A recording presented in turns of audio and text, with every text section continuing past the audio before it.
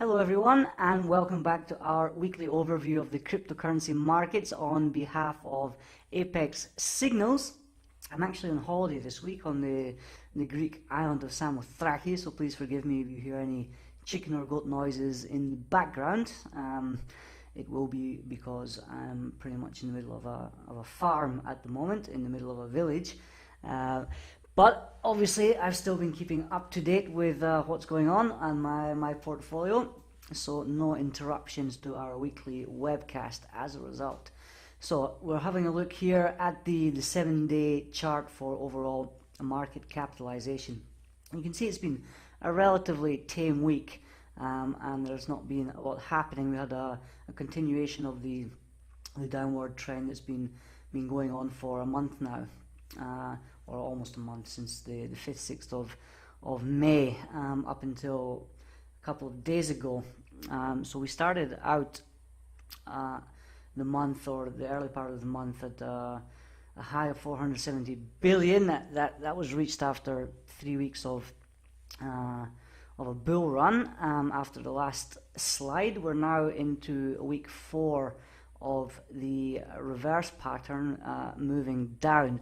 And last Friday we were at 341 billion overall market capitalization. Today we're at around 333 billion, and there was a low of 303 billion on Tuesday, and hopefully we can sustain that upward movement into the weekend.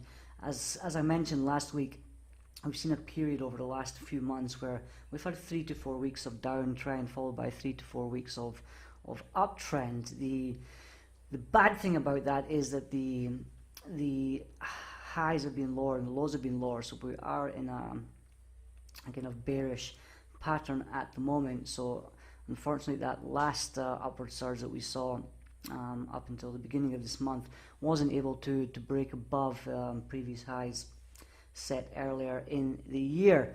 So if we do see another recovery, which I would expect to happen within the next week to 2 weeks maximum, unless we're going to move into a new stage of the cycle. But if we stick to what's been going on over the last few months, and we expect things to turn around in the imminent future, then it will be quite important to see whether we can sustain that bull run a little bit longer and break higher than the 5th, 6th of May highs that we've just seen, and I think only that will indicate a more general upward pattern returning. If we see a couple of weeks of recovery, even 3-4 weeks, but then the peak is again lower than that 5th, 6th of May, $470 billion, then we are seeing a continuation of the general bear trend. However, again, as we mentioned last week, the good news is that the prices are still significantly higher than they were heading into that upsurge towards the end of last year.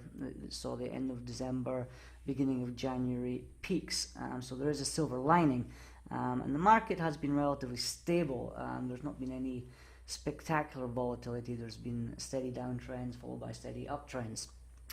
So relatively quiet on the news front this week. There was an announcement by the FSA of Japan, which is the country's financial regulator, that it is going to ban cryptocurrencies that have a very high degree of anonymity, and those include Monero, Dash, and Zcash. It's not had a particularly overall negative impact. Let me just try and find the Monero chart that I picked out.